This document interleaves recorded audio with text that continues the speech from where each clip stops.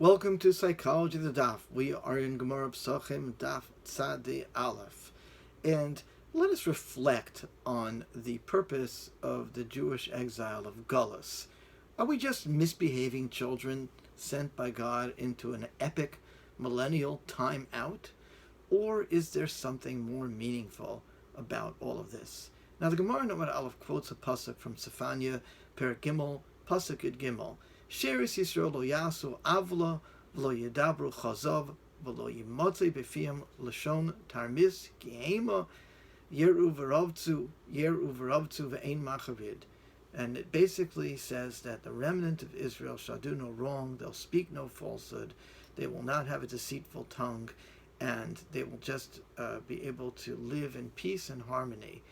Now, the Mesilas Yesharim in Perek Yud Aleph takes a special interest in this pasuk and speaks about it in relation to honesty in business, and that it's very important to, even when one is tested and one can rationalize being less than honest, perhaps exaggerating the value of an object or hiding a certain flaw.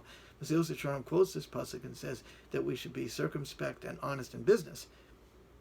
Interestingly enough, he quotes Gemara in Chulin also, and this pasuk to support the notion that even to cheat a Gentile is forbidden. Now, it's important to understand also that we're dealing with times where if you were not dealing with a member of your tribe and a member of your community, the trust factor would be much lower and be very easy to rationalize being less honest, almost as a the best defense is a good offense kind of position.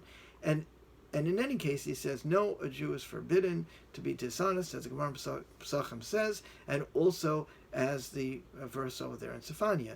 And now the Gemara Chulin is pretty explicit, so that's not the question. But the question is, how did the pasuk in Sefania serve as an adequate proof text in terms of being honest in business dealings, especially with people who are outside of the tribe?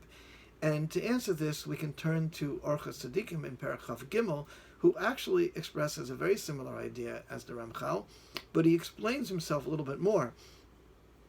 He says the same thing about being honest in business, and he quotes this pasuk in Sefania, and then he makes the following point. He says that the purpose of exile, and he's basing himself on a Gemara in Pesachim, Daf Pei Zayin Amud Beis, the purpose of the exile is in order to spread the ideas and values of the Torah throughout the world. So the Jews were sent into a diaspora in order to allow the world to benefit from a particular Jewish perspective that would have not have been the same had they remained in Eretz Yisrael.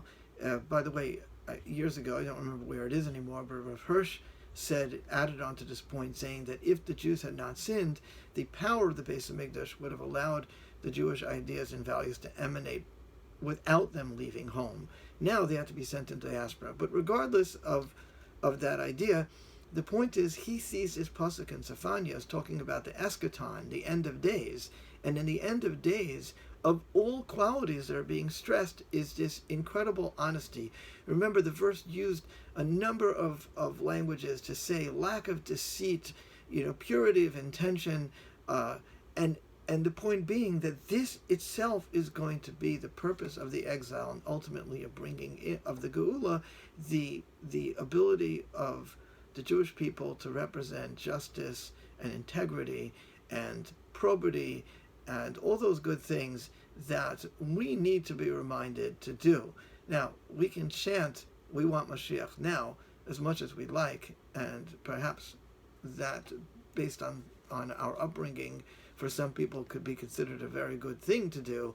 But as much as we're going to chant that, if we look at the newspapers every day, it looks like we still have a lot of homework to do in terms of being models of honesty and fidelity and trust.